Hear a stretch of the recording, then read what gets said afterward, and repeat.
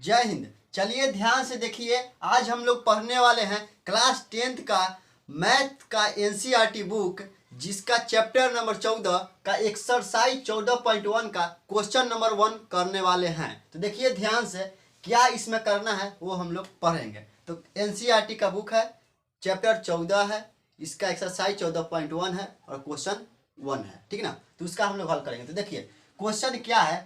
Question है कि एक आंकड़ा दिया हुआ है, जो आप देख रहे हैं कि पौधों की संख्या और घरों की संख्या, एक आंकड़ा दिया गया है। इस आंकड़ा का हमें माध्य निकालना है। इस विधि का उल्लेख नहीं किया गया है, इसमें केवल बताया गया है कि आप बनाइए, कौन विधि से बनाइएगा जिससे आपको अच्छी सुविधा मिले, जिससे आपको बनाने में आसान हो, उस विधि का आप प्रयोग करें और इसका माध्य निकालें। तो हम लोग इसमें प्रत्यक्ष विधि का उपयोग करने वाले हैं। किसका उपयोग करने वाले हैं? प्रत्यक्ष विधि का। क्यों भाई? कोई पूछे प्रत्यक्ष विधि क्यों उपयोग किए?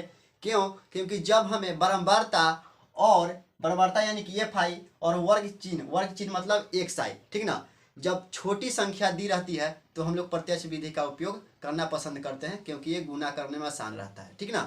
प्रत्यक्ष विधि में मुख्य रूप है गुना करना। तो देखिए ध्यान से, अब हम लोग चलते हैं आंकड़ा की ओर। तो देखिए पौधा की संख्या दिया गया है 0 से 2, 2 से 4, 4 से 6, 6 से 8, 8 से 10, 10 से 12, 12 से 14। ये पौधा की संख्या है, ठीक ना। अब नीचे देखिए घरों की संख्या है, यानी कहने का मतलब ये हो गया कि 0 से लेके 2 पेड़ एक घर लगाए हैं। कितने लगाए हैं? एक घर ने लगाए हैं। अब पूछेगा 2 से 4 पौधों के बीच वाला संख्या कितने घर ने लगाए? तो 2 घर ने लगाए। उसी तरह से 4 से 6 पौधे वाले जो हैं घर, कितने घर लगाए हैं भाई? तो एक घर लगाए हैं। उसी तरह से 6 से 8 पौधे, यानी कि 6 से 8 के बीच में जो पौधा लगाया गया है, कितने घर लगाए हैं? तो 5 घर लगाए हैं। अब देखिए 8 से 10 के कितने घर हैं? तो 6 घर लगाए हैं। 10 से 12 के बीच में पौधों की संख्या जो है वो कितने घर मिलकर लगाए हैं? 2 घर लगाए हैं। उसी तरह से 12 से 14 को कितने घर लगाए हैं? तो 3 घर लगाए हैं, ठीक ना। तो ये तो आंकड़ा दिया गया है। तो देखिए जब भी हम लोग प्रत्यक्ष विधि का उपयोग करते हैं तो सबसे पहले हम लोग इस तरह से लिख लेते हैं, ठीक ना। इस तरह से लिखने का मतलब कि जो इस तरह से दिया रहता है हम उसको इस साइड में अपना लिख लेते हैं, ठीक ना। लिखने के बाद अब देखिए पहले तो ज्यों कहते हैं हम लोग क्या करते हैं? उतार देते हैं। ये भी डब्बा हम लोग ज्यों कहते हैं उतार देंगे। क्यों उतार देंगे? जो दिया रहेगा। तो देखिए 1 है तो 1 लिख देंगे, 2 है तो 2 लिख देंगे, 1 है तो 1 लिखेंगे, 5 है तो 5 लिखेंगे, 6 है तो 6 लिखेंगे, और 2 है तो 2, और 3 है तो 3 लिखेंगे। ये तो हमें पहले से दिया हुआ था। मेन यहाँ पर बात आता है वर्ग चिन्ह निकालना। वर्ग चिन्ह को हम लोग देखिए एक्स आई से डिनोट करते हैं। किसे डिनोट करते हैं? एक्स आई से। और जो घरों की संख्या यानी कि बारंबारता, इसको हम बोलते हैं, तो जिसको एफ आई से सूचित करता है। तो देखिए यहाँ पर मूल रूप से हमें एक साई निकालना है। क्या निकालना है? एक साई। तो देखिए इस डब्बा को भरने के लिए सबसे पहले आप ध्यान से देखिएगा कि हम क्या बताने जा रहे हैं। तो देखिए क्या काम करना क्या है उस बात को समझिए। तो देखिए एक साई निकालने के लिए पहले देखते हैं इस डब्बा में कौन है जो है। तो देखिए 0 और 2 है, ये दोनों को आपस में जोड़ते हैं। क्या करते हैं? जोड़ते हैं। 0 और 2 को जोड़िए, कितना आया? 2 आया। और जोड़ला के बाद 2 से भाग दीजिए, कितना आएगा? तो 1 आएगा। कितना आएगा? 1 आएगा, ठीक ना। उसी तरह से अब देखिए इसके पास आइए, इसके पास 2 है और 4 है। तो देखिए 2 और 4 को आप जोड़ लीजिए, तो जोड़िएगा तो आएगा 6, और जो आया उसको 2 से भाग दीजिए, तो 6 पे 2 से भाग दीजिएगा तो आएगा कितना? 3। तो यहाँ पर हम लोग लिखेंगे, क्या लिखेंगे? 3, ठीक ना। अब देखिए ध्यान से, इसमें 4 है और 6 है, तब 4 और 6 को जोड़ेंगे तो कितना आएगा? 10, और 10 को किससे भाग लगाना है? तो 2 से। तो 2 से भाग लगा देंगे तो यहाँ पर कितना आएगा? 5, ठीक ना। तो देखिए बार बार इसके पास अब जोड़े नहीं जाना है, ठीक ना। अब हम केवल 2 को कर लेना है, और 2 के बाद आप खुद समझ जाइए कि क्या करना है। तो देखिए 2 को कर लिया ना। अब देखिए ये दोनों के बीच के देखिए अंतर कितना का है भाई? तो 1 और 3 के बीच में कितना का अंतर है? 2 का अंतर है। तो फिर देखिए कि 3 और 5 के बीच में कितना का अंतर है? 2 का। तो आप समझ गए होंगे कि 2 2 का अंतर कर कर लिख रहा है, यानी कि 2 2 बढ़ाकर लिख रहा है। तो देखिए इसके 1 था तो 3 हो गया, 2 बढ़ गया, अब 5 था, 2 बढ़ा, अब 5 में 2 बढ़ाएंगे तो 7 आएगा, 7 में उसी तरह से 2 बढ़ा देते तो 9 आएगा, 9 में उसी तरह से 2 बढ़ाएंगे 11 आएगा, 11 में उसी तरह से 2 बढ़ाएंगे 13 आ जाएगा। तो आपको यहाँ पर चालाकी क्या करना है भाई कि 2 को निकाल लेना है और देख लेना है अंतर। यदि आपको मन करे तो 3 को निकाल लीजिए, जैसे हमने यहाँ पर निकाला 3 को, तो 3 को क्या आप निकाल लीजिएगा। उसके बाद अंतर देखिएगा दोनों के बीच में क्या हो रहा है, उसी अंदाज पे आप नीचे की ओर बढ़ जाइएगा। नहीं तो फिर तो है कि जोड़ जोड़ के लिखना है भाई, ठीक ना। अब देखिए यहाँ पे जो दिया गया है, ये डब्बा का मूल रूप समझिएगा। इसका मूल रूप काची है, ठीक ना। इसमें लिखा गया कुल, तो कुल के मतलब होता है कि इस सभी लाइन को जोड़कर यहाँ पर लिखेंगे, इस लाइन को सभी को जोड़कर यहाँ पर लिखेंगे, ठीक ना। तो अब देखिए यहाँ पर इस डब्बा में कैसे भरेंगे, एफ आई और एक्स आई कैसे भरेंगे।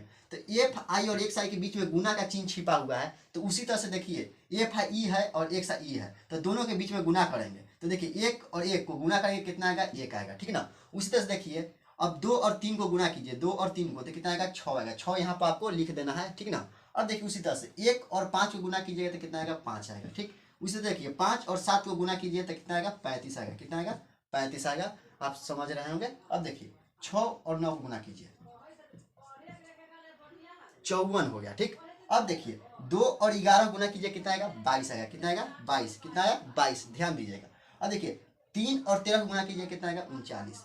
अब हमारा समझिए कि लमसम काम हो गया है। मेन हमारा इसमें एक्स आई निकालना रहता है और एक्स आई निकाल कर एफ आई और एक्स आई निकालने का प्रयास किया जाता है, उसके बाद हमारा अधिकतर बन जाता है। अब देखिए इसमें सभी को जोड़कर यहाँ पर लिखेंगे, ठीक ना। सिग्मा लगता है जोड़ने के लिए। अब देखिए 1 2 3 3 1 4 4 5 9 9 6 15 15 और 2 कितना है, 15 2 17 17 3 20, कितना है, 20। पहले से भी हमें दिया गया था क्वेश्चन में, यदि आप क्वेश्चन पढ़ेंगे तो समझ जाएंगे कि 20 घर ही था। तो ये तो 20 पहले से ठीक था, जोड़े चाहे ना जोड़े 20 आता ही।